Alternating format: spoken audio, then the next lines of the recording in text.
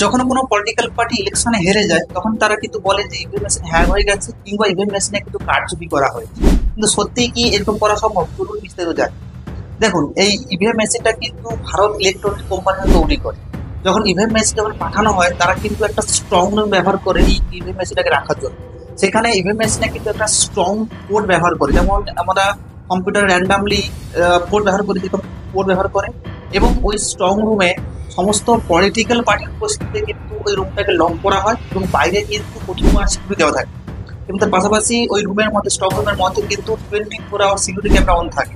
এবং প্রত্যেকটা political party easily ভাবে কিন্তু বাড়িতে বসে তারা কিন্তু ওই গতিবিধি কিন্তু লক্ষ্য নজর করতে পারে। এবারে যখন ইলেকশন আসে, ইলেকশনের আগে কিন্তু ওই ইভিএম মেশিনে তারা কিন্তু 500 থেকে 1000 পর্যন্ত ভোট দিয়ে টেস্ট করা হয় যে মেশিনটা ঠিকঠাক কাজ করছে কিনা। যখন ওখানে সবটা ঠিকঠাক কাজ করে তখন দেখে নিয়ে প্রত্যেকটা ভোটার কেন্দ্রটা পাঠানো হয়। তার সমস্ত কিছু কমপ্লিট হয়ে যায়, ভোটের প্রসেস কমপ্লিট হয়ে যায়, তখন কিন্তু স্ট্রিক্ট সমস্ত সিকিউরিটির সাহায্যে কিন্তু ওই ইভিএম মেশিনে কোড লাগানো হয় এবং ওখানে সিল করে ওই স্ট্রং রুমে পাঠানো হয়। এবং তারপর যখন কাউন্টিং শুরু হয় তখন সমস্ত পলিটিক্যাল পার্টির উপস্থিতিতে ওই রুম খুলে সেটা কিন্তু কাউন্টিং করা শুরু হয়। যখন কোনো পলিটিক্যাল পার্টি সুপ্রিম কোর্টে গিয়ে এই অ্যালিগেশন করে যে ইভিএম মেশিনটা হ্যাক হয়ে গেছে, সুপ্রিম কোর্ট কিন্তু তাদের ইজিলি বলে দেয় যে কিভাবে হ্যাক করা হয়েছে তার কৌশল তাদের বলতে, এবং তাদের সামনে ইভিএম মেশিন এনে কিভাবে হ্যাক করে তাদের প্রত্যক্ষভাবে দেখা যায়।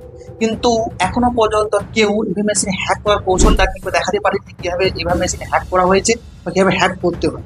কিন্তু এটা দেখানো হয়েছে যে ডুপ্লিকেট ইভিএম মেশিনটাকে নিজেরাই হ্যাক করা যায়।